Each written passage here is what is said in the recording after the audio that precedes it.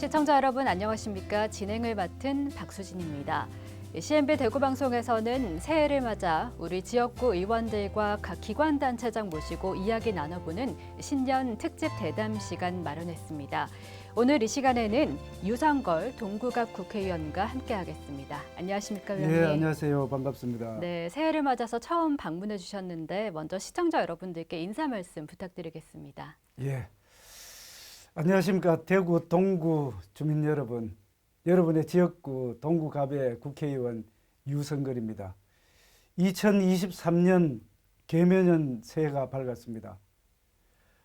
금년도에는 작년보다도 더 좋은 한 해가 되었으면 좋겠습니다. 여러분들 가정에 항상 건강과 행복 그리고 사랑이 듬뿍 넘치는 한 해가 되기를 기원합니다. 새해 복 많이 받으십시오. 네, 의원님 지난 연말에 무척 바쁘셨죠? 예, 정기국회에 이어서 또 임시국회가 바로 시작이 되고 네, 헌법에 또 국가재정법에 다음 해에 예산이 12월 2일까지 확정이 되어야 되지만 네, 작년도에는 12월 2일까지 확정이 되지 못하고 결국은 임시국회를 다시 개최를 해서 네. 12월 23일 그리고 12월 24일 새벽에야 금년도 예산이 처리가 됐습니다. 그래서 연말에 많이 바빴습니다. 네. 하지만 이제 어느덧 2023년이 밝았습니다. 이렇게 지난 한 해를 되돌아보시면 어떤 느낌이 드세요? 작년 한 해 한마디로 말씀드리면 참 다사다난했다 이렇게 표현할 수가 있겠습니다. 이 정치적으로 보면은 작년에 3월 9일 대통령 선거가 있었습니다. 또 6월 1일 지방 동시 선거가 있었습니다. 이렇게 해서 정치적으로 굉장히 좀 바빴고요. 또 경제적으로 보면은 코로나19가 3년째 계속되는 이 상황에서 코로나19 극복을 위해서 세계적으로 금리가 계속 하락을 하고 또 유동성이 현금을 많이 풀었습니다. 네, 그러다 보니까 물가가 많이 올랐던 그런 상황인데다가 러시아 우크라이나 전쟁이 발발하면서 원자재 가격이라든지 또 에너지 가격, 곡물 가격이 급등을 해서 세계적으로 인플레가 극심했습니다. 그런데 인플레가 극심하면은 중앙은행의 각국의 중앙은행의 경우에는 금리를 올리지 않을 수가 없는 상황이지 않습니까? 그래서 금리를 올리게 되니까 이제까지 이 금리가 낮았던 상황에서 적응했던 그런 경제 주체들이 금리가 급격하게 오르다 보니까 굉장히 어려웠습니다. 네. 그래서 결국은 고물가, 고금리 상황에서 세계 경제도 어려웠지만 우리 경제도 굉장히 어려웠던 그런 상황입니다. 그래서 결국은 복합 경제 위기가 왔다 이런 말씀을 먼저 드리고 또 코로나 관련돼서는 코로나가 3년째 지금 원래 이제 2023년 경우로는 이제 4년째 지금 계속되고 있는데 이러다 보니까 팬데믹이 이제는 완전히 이제 확산이 되고 전 세계적으로 어려움을 겪고 있는 그런 상황입니다. 그렇다 보니까 이제 방역이라든지 또 거기에 따른 소상공인 자영업자 영업이 관련된 사항들이 굉장히 어려웠습니다. 그래서 작년 한 해를 한마디로 말씀드리면 아주 다사다난했던 한 해였다 이렇게 말씀드릴 수 있겠습니다. 네. 여러 가지 뭐 세계 시장, 국내 상황 때문에 너무 바쁘셨을 것 같은데요. 이 지난해 의정 활동 이야기를 한번 해보겠습니다.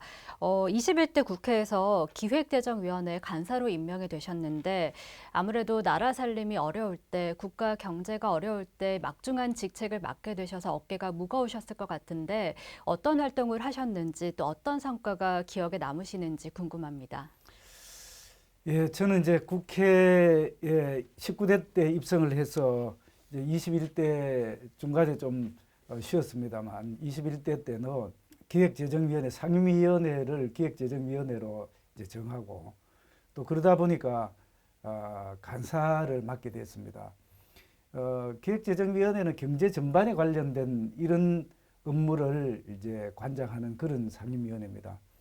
그러다 보니까 뭐 예산도 하고 세제 그리고 관련되는 물가라든지 이런 부분들을 전체 총괄하는 그런 부서입니다. 그래서 경제가 아까 말씀드렸듯이 경제가 굉장히 어려운 상황에서 경제를 안정화시켜야 되기 때문에 경제를 안정화시킨다는 게 크게 봐서는 이제 물가도 안정시켜야 되고 그 다음에는 고용도 안정시켜야 되고 또 전체적으로 어려움이 있는 소상공인 자영업자들에 대한 그런 지원도 해드려야 되고 서민들의 어려움을 해소하기 위한 부담도 경감시켜야 되고 그런 역할을 했습니다. 그래서 저는 작년에는 국회의 그 경제 민생안정 특위위원장을 했고요. 또 우리 당에서는 물가 및 민생 경제안정특위위원장을 했습니다. 지금도 이제 국회에서 우리 당에서 경제안정특위위원장을 맡고 있습니다만 이렇게 생각해 보니까 지난 한 해는 민생 안정과 경제 안정을 추구하는 그런 그 의정 활동이 아니었나 이렇게 말씀드릴 수가 있겠습니다. 특히 아까 제가 말씀드린 대로 5년 만에 이제 정권 교체가 되었습니다. 경제 정책이라는 게 정권의 기본 방향과 이제 부합을 해야 되기 때문에 네. 그런 차원에서 보면은 지난 문재인 정권 5년 동안 잘못됐던 경제 정책들, 특히 부동산 정책을 포함해서 이런 부분들에 있어서 많은 정상화 과정을 겪고 있다. 또 앞으로도 그런 역할을 제가 열심히 하도록 하겠습니다. 네, 이렇게 바쁜 국회 일정을 소화하시면서도 지역구 예산 확보를 위해서 힘쓰셨는데요. 올해 동구갑 지역에 쓰일 국비 예산에 대해서 이야기를 해보겠습니다. 의원님께서 총 621억 8천만 원을 확보했다고 하셨는데요. 이 확보된 예산이 주로 어떤 사업에 쓰이게 될지 간단하게 소개를 부탁드리겠습니다. 예, 제가 그 의정 보고서를 가져왔습니다. 네. 그래서 전체 우리나라 예산이 총지출 기준으로 해서 638조 7천억 원입니다. 네. 이 부분은 뭐 주요 사업비를 포함해서 각 기관 단체 관련되는 모든 총지출 규모이기 때문에 638조, 639조 정도 수준인데요. 올해에 동구갑 국비 예산은 주요 사업 기준으로 해서 621억 8천만 원 정도, 이게 622억 원을 확보했다 이렇게 말씀드릴 수 있겠습니다. 네. 그 중에서 보면은 제가 지난 21대 국회 그 선거 과정에서 우리 동구 주민들과 약속했던 사업들이 여러 개 있습니다. 그 중에서 금호강 종합개발계획을 수립을 하겠다고 했는데 이번에 금호강 동촌유원지 일원에 명품 하천 조성 사업에 20억을 반영했습니다. 총 사업비는 한 450억 정도 되는데요. 또 아울러서 금호강이 지금 그 제방 그 보수 공사를 지금 하고 있습니다만 아직까지 미개수 사업 지역, 그렇게 아직까지 보수가 잘 안 되는 지역에 대한 것도 155억을 반영을 해서 전체 금호강 관련된 사항이 한 175억 된다는 그런 말씀을 드리고 네. 우리 그 생활 안정 관련된 부분 중에서 주거환경 중에서 하수 관로를 이렇게 분류 하수관으로 해야 되는데 네. 오수와 우수가 합쳐서 이렇게 가는 그런 지역이 아직도 많이 있습니다. 그래서 이번에는 그 하수 관로 정비 사업에 공고내거리를 기준으로 해서 그 전체 총 사업비가 한 192억 정도 되는데 거기에 한 11억 5천만 원 정도 이렇게 반영을 했습니다. 네. 또 한 가지는 우리 지역에 보훈단체들이 많습니다. 전국적으로 보훈단체들이 많습니다만 동구에는, 대구 동구에는 아직 보훈회관이 없습니다. 그래서 보훈회관 건립 예산으로 2억 5천만 원을 반영을 했고요. 또 지금 그 우리 경찰서 중에서 오래된 그런 노후화된 건물들이 많습니다. 네. 제 지역구에 동부경찰서 동대구 지구대가 있는데 한 39년 정도 되는 그런 노후화된 건물입니다. 보니까 막 비도 새고요, 또 침하도 있고 이렇게 하는데 안전에도 문제가 있고 우리 치안 서비스를 제공하기 위해서는 근무 환경도 좋아야 되지 않습니까? 네. 그래서 이 동부경찰서 동대구 지구대 재건축 사업에 전체 총사업비는 17억 정도 되는데 오늘 설계비가 반영이 돼서 제가 생각하기로는 뭐 한 1, 2년 빠르면 1, 2년 뭐 한 3년 내로 새로운 건물을 이래 지어서 치안 서비스 향상에 도움이 될 것이라고 이렇게 생각이 됩니다. 그리고 또 이제 교통 관련되는 부분들을 말씀드리면은 그 엑스코 노선이라고 지금 철도 도시 철도 그 계획이 있습니다. 네. 지난번에 예비 타당성 조사를 마치고 지금 현재 설계를 하고 해야 될 그런 단계입니다. 그래서 설계비 쪽으로 12억을 반영을 했는데 이 총사업비는 굉장히 큽니다. 네. 한 6,700억 이상이 되는 아주 큰 규모입니다. 그래서 이렇게 이거 말고도 여러 가지가 있겠습니다만 이런 예산들이 반영이 돼서 주거 환경이라든지 인프라 구축이 되게 되면은 더 활발하고 또 서민들, 주민들을 위한 그런 환경이 조성이 되겠다 이렇게 생각이 됩니다. 네, 주로 동구 현안 사업 해결을 위한 예산 확보에 역점을 두셨는데, 그리고 또 의원님 모시고 이 경제 이야기를 빼놓을 수 없습니다. 아까 말씀하셨던 것처럼 민생특위에 이어서 경제안정특별위원회 위원장을 맡고 계시고 경제 전문가이신 만큼 질문을 드려보겠는데요. 올 한 해 대구 경제가 모두들 그리 밝지 않을 것이라고 전망하고 있습니다. 경제 네. 전문가로서 대구 시민분들, 그 동구 주민분들이 이 난관을 어떻게 극복해야 할까요? 예, 제가 서두에도 말씀을 드렸습니다만 지금 세계 경제는 다 어렵습니다. 네, 물가도 안정이 되고 있지만 당분간은 물가가 불안정할 겁니다. 그래서 지금 5% 내외의 그 소비자 물가가 나타나고 있는데 이런 상황에서 보면은 세계 경제도 어려운 데다가 또 우리나라 경제도 어려운데 사실 지역 경제는 더 어렵습니다. 네, 이런 어려운 상황에서 조금 전에 말씀을 드렸듯이 경제를 안정시키기 위한 정부 정책도 있고 당에서도 열심히 노력을 하고 있습니다. 기본적으로는 물가를 안정시켜야 됩니다.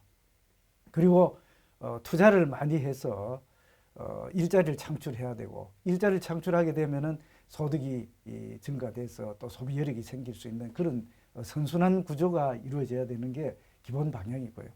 소상공인 자영업자들에 대한 지원 어렵습니다. 취약계층에 대한 어려운 그런 부분에 대해서는 소득을 높일 수 있는 그런 지원 방안들 그리고 경영자금이라든지 시설 투자 자금에 대해서는 지금 정부에서 정책 자금을 계속 지원을 하고 있습니다.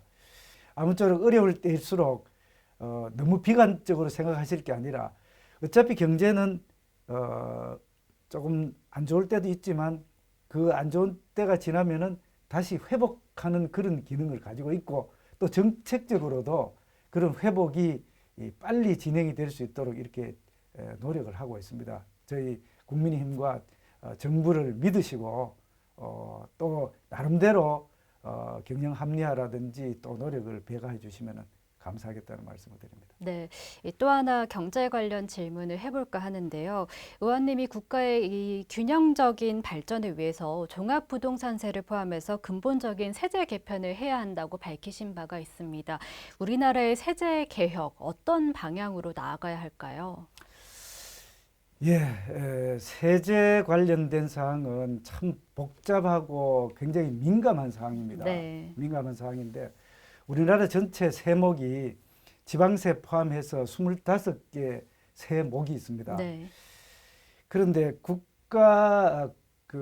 국세 관련돼서는 지금 좀 전에 말씀하신 대로 여러 가지 문제점이 있습니다만 종합부동산세는 사실은 지난 정권 문재인 정권 때에 징벌적 이중적 그런 조세 제도로 아주 잘못된 그런 조세라고 이렇게 평가를 많이 하고 있습니다. 그렇기 네. 때문에 지난 정기국회 또 지난 국회 때도 종합부동산세를 어느 정도 개정을 했습니다만 완벽하지는 못했습니다. 왜냐하면은 지금 현재 여소야대 구조에서 민주당이 야당인 민주당의 반대가 아주 심했습니다. 그래서 이런 부분을 포함해서 이 보유세 재산의 보유세 관련돼서는 기본적으로는 지방세인 재산세가 주된 세금입니다. 그런데 잘못되고 또 징벌적, 이중적 그런 징벌적 조세 제도인 종부세를 폐지를 해서 재산세와 통합하도록 하는 게 기본 방향이다. 저는 이렇게 생각을 합니다. 네. 19대 때에도 이런 논의들이 좀 있었습니다만 그때 추진을 못했던 그런 상황입니다. 앞으로 종부세는 합리적으로 조세 제도의 기본 원칙과 기준에 맞는 공평하면서도 효율적이고 또 단순하면서도 예측 가능한 그런 제도로 만들어야 되겠다는 그런 말씀을 드립니다. 아울러서 법인세 관련돼서도 법인세 지금 최고세율 지난번에 국회에서 최고세율이 지금 현재 25%였던 것을 24%로 1%포인트 낮췄습니다. 각 소득 구간별, 과표 구간별로 1%포인트씩 낮췄는데 사실 이것도 미봉책입니다. 네. 그래서 법인세의 경우에도 세제라는 차원에서 본다면은 지금 현재 4개 그 과표 구간으로 되어 있는 것을 1개 또는 2개로 이렇게 단순화해야 되고 최고세율도 이제 지금은 24%가 됐습니다만 기본적으로 더 낮춰서 OECD 평균 최고세율이 한 21.2% 정도 돼요. 그러면 아직까지도 우리가 개정은 했습니다만 최고세율이 아직까지 높습니다. 네. 그렇기 때문에 최소한 OECD 평균 수준 또는 그 이하로 낮춰야 되겠다 이런 말씀을 드리고요. 법인세의 경우에는 계속 다른 나라들도 세율을 지금 낮춰가고 있는 그런 세계적인 추세입니다. 그래서 거기에 맞춰서 개혁을 해야 되겠다는 말씀을 드립니다. 이런 이제 여러 가지 그 세제 개혁 관련돼서 제가 지난번에 국회의장님을 뵐 기회가 있었습니다. 지난번 예산하고 세제 개편 과정에서 만나서 이런 말씀을 드렸습니다. 지금 단기적으로 보면 여야 간 첨예하게 대립이 되어 있으니까 국회 차원에서 조세 세제 개혁 특별위원회를 한 개 구성하는 게 어떻겠습니까? 라고 제가 건의 말씀을 드렸습니다. 앞으로 우리 국회 차원에서 조세 정책 기본 방향에 대해서는 조세개혁 특별위원회를 만드는 게 좋겠다는 그런 말씀을 드립니다. 네. 의원님은 또 지방 소멸 문제에 대해서도 많은 관심을 가지고 계신 걸로 알고 있는데요. 지난해 통계청 국정감사에서 지방 소멸 관련 지수를 언급하시면서 이 통계청이 이 공통된 기준을 확립하고 또 국가 승인 통계가 필요하시다고 말씀을 하셨어요. 예. 다시 한번 이유를 말씀해 주실 수 있을까요? 통계는 기본적으로 있는 현실을 그대로 반영하는 것이 가장 좋은 통계입니다. 네. 근데 이제 지방 그 소멸 관련 지수를 보면은 지금 현재 한 4개 정도 이렇게 다기화되어 있어요. 네.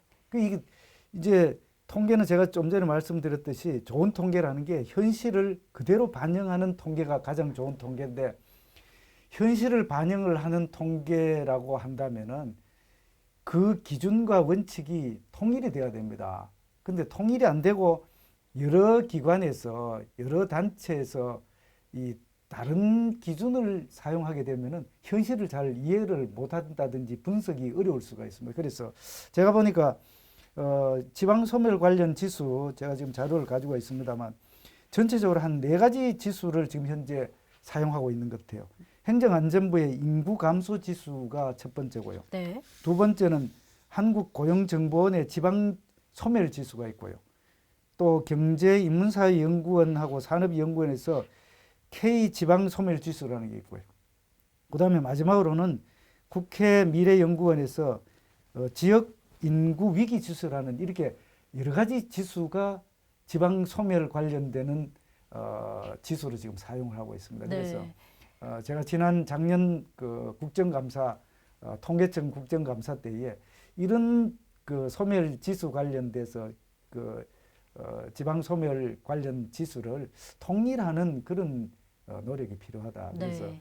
통계청에 요구를 했고 통계청에서 지금 현재 그 관련되는 사항을 검토를 하고 있는 걸로 알고 있습니다. 참고로 말씀드리면은 그 통계청이 현재 31개 지수를 국가 승인 통계로 지금 운영을 하고 있는데 네. 이 지방 소멸 관련 통계도 이런 식으로 좀 공통된 기준에 따르는 그런 지수가 빨리 개발이 돼서 네. 지방 소멸을 객관적으로 판단하고 거기에 따른 대책을 수립할 수 있도록 했으면 좋겠습니다. 네, 아무래도 이렇게 통계가 이렇게 기준이 확립이 되다 보면 국민들의 혼란도 감소될 것이라고 예상되고 있습니다. 예, 그렇게 네. 됐으면 좋겠습니다. 네.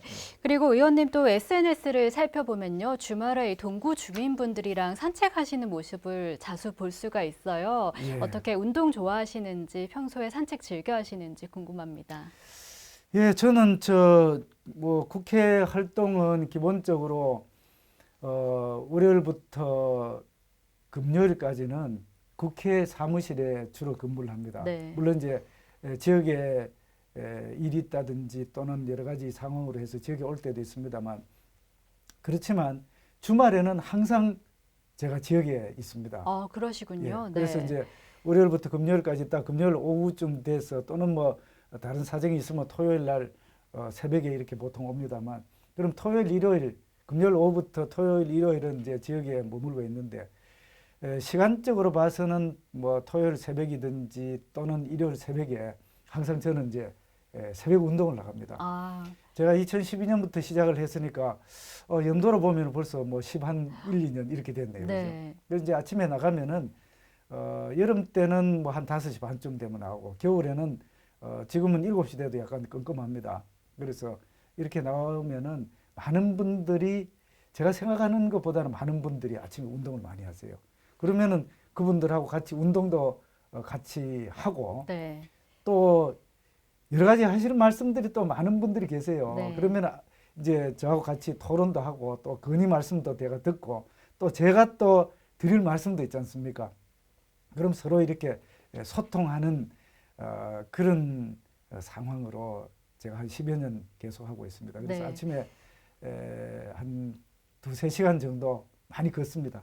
기본적으로 많이 걷고 만나고 소통하고 또 운동도 하고 건강에도 좋고, 이런 활동을 계속하고 예, 있습니다. 저는 아무래도 이 세수 관련된 일을 하다 보면 머리가 복잡해서 더 많이 주무셔야 될 것 같은데 일찍 일어나셔서 또 주민분들과 만나 뵈는 모습을 보니까요. 이 의원님의 노력을 알 수 있을 것 같습니다. 이 의원님이 이렇게 또 주민분들 만나기 위해서 또 하시는 노력이 있습니다. 많은 국정 활동 가운데서도 눈에 띄는 활동이 있는데요. 민원인의 날을 운영하고 계세요. 특히 코로나19라는 상황 속에서도 이 대면과 비대면으로 주민들과의 소통을 강화하셨는데요. 이 주민분들 이렇게 직접 만나보면 어떤 느낌이 드세요? 예, 제가 그 21대 국회 시작하면서 주민분들의 그 고충이라든지 민원을 어떤 방식으로 이렇게 좀 그 직접 듣고 해결할 수 있을까 생각을 했습니다.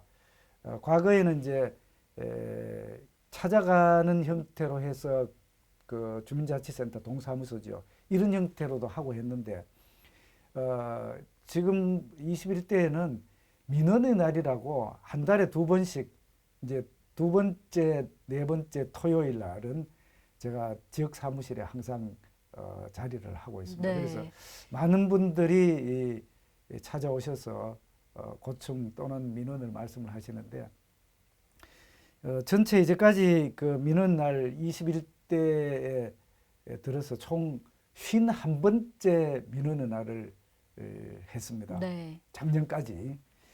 그래서 20년에 한 10번 정도 했고, 21년도에 18번, 작년도에는 더 많이 했습니다. 네. 23번을 했는데, 많은 분들이 오셔서 이런저런 말씀들을 해주시고 상당히 많이 또 해결을 좀 했습니다. 처음에는 그 뭐 국회의원 사무실이 참 주민들과 대화하고 소통하는 그런 장소가 돼야 되고, 또 많은 분들이 오셔야 되는데, 생각보다 조금 알려지지 않아서 그러는지 지금은 이제 많이 옵니다만, 네. 처음에는 그 좀 많이 안 오셨어요. 근데 지금 아주 많이 오시고요.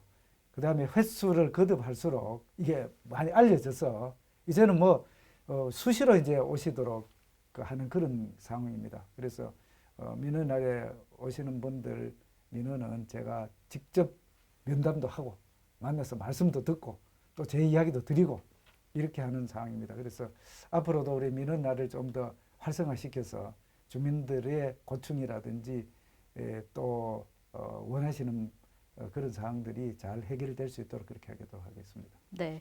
그리고 또 올 한 해 계획이 있으시다면 어떤 계획이 있으신지? 저는 뭐 기본적으로 주민들의 대표로서 의정 활동을 열심히 해야 되는 게 첫 번째 저 계획이라 할까, 뭐 당연히 해야 될 사항이겠습니다만 그렇게 하도록 하겠습니다. 그래서 아까 말씀드린 대로 많은 분들 이야기도 듣고 또 지금 경제가 어렵기 때문에 저는 경제 전문가로서 경제 안정과 또 서민 생활 부담 경감 또 재난이라든지 또 경제적인 여러 가지 어려움을 해소하도록 그렇게 노력을 하겠습니다.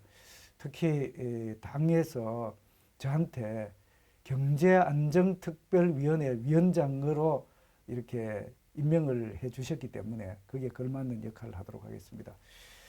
또 어떻게 보면 두 번째는 뭐 두 번째라기보다 더 우선적으로는 새로운 정부가 윤석열 정부가 작년 5월 10일 출범을 했습니다. 근데 윤석열 정부의 성공은 우리 국민들의 성공이라고 생각을 합니다. 네. 그렇기 때문에 윤석열 정부가 성공할 수 있도록 국민의힘 당원의 한 사람으로서 열심히 하도록 하겠습니다. 특히 정권은 바뀌었습니다만 국회는 아직까지도 여소야대 국면입니다. 정부 정책을 뒷받침하기 위해서는 입법 활동을 열심히 해야 됩니다. 그런데 국회에서 입법 활동이라는 건 과반 출석에 과반 찬성이기 때문에 아직까지 정권 교체는 행정부에서는 했는데 아직 입법부에서는 정권 교체가 되었을까 또 실감하지 못하는 그런 부분들이 있다 이렇게 평가하는 분들도 많습니다. 그래서 윤석열 정부의 성공을 위해서 당원의 한 사람으로서 열심히 하도록 하겠습니다. 아울러서 주민 여러분들께서 저한테 원하시는 바가 있을 거고 또 제가 지난 21대 국회의원 선거 때에 주민들과 약속했던 그런 사항들이 있습니다. 공약입니다. 제가 이 공약은 반드시 실천할 수 있도록 약속을 지키도록 열심히 노력하겠습니다. 네, 아무래도 부담도 크시고 또 해야 할 일도 많으실 것 같은데요. 올 한 해 잘 꾸려 나가셔서 또 좋은 성과 들고 찾아뵀으면 좋겠습니다. 예. 네, 마지막으로 또 시청자 여러분들, 동구 주민분들께 새해 덕담 한마디 부탁드릴게요. 예, 지금 코로나19가 지금 몇 년째, 3년째, 4년째 지금 계속되고 있습니다. 여러분들 많이 어려우시지요. 이런 어려운 때일수록 마음을 굳건하게 하시고 또 저도 여러분들의 어려움을 조금이나마 해결할 수 있도록 열심히 노력하겠습니다. 특히 다른 지역에서 또 정치 권력 쪽에서 우리 대구의 어려운 부분들을 비하할 수 있다는 그런 과거의 예가 있었습니다. 이런 부분에 대해서는 지역 주민들의 복리와 후생에 어떤 위해가 생긴다면은 결코 자시하지 않겠다는 그런 말씀을 드립니다. 코로나가 계속되면서 이제 끝이 보인다고 생각할 정도의 상황입니다만 경제는 더 어려울 수 있습니다. 금년에 어려운 경제 저도 함께 해결할 수 있도록 노력하겠습니다. 아까 말씀드린 대로 경제안정특별위원회 위원장으로서 최선의 노력을 다하도록 하겠습니다. 아무쪼록 동구 주민 여러분, 대구 시민 여러분 어려운 경제 상황에서 금년도에는 작년보다 더 나은 한 해가 될 수 있도록 함께 노력하겠습니다. 여러분들 가정에 항상 건강과 행복과 그리고 사랑이 듬뿍 넘치는 한 해가 될 수 있도록 바라겠습니다. 토끼띠 해입니다. 토끼는 아주 지혜롭고 또 영민하다고 알려져 있습니다. 그리고 성장과 또 여러 가지 앞으로의 발전을 의미하는 그런 동물이라고도 알려져 있습니다. 토끼가 보면은 어려울 때를 대비를 해서 굴을 3개를 판다고 합니다. 어려운 상황에서 동구 주민 여러분들께서도 지혜를 발휘해 주시고 저도 여러분들과 함께 하도록 그렇게 하겠습니다. 금년도에는 작년보다 더 좋은 한 해가 될 수 있기를 기원드리면서 여러분들 새해 복 많이 받으시고요. 건강하십시오. 감사합니다. 네, 의원님 오늘 말씀 감사합니다. 예, 고맙습니다. 네, 지난 한 해 뉴스에서 가장 많이 나온 단어가 아무래도 경제 이야기가 아닐까 싶습니다.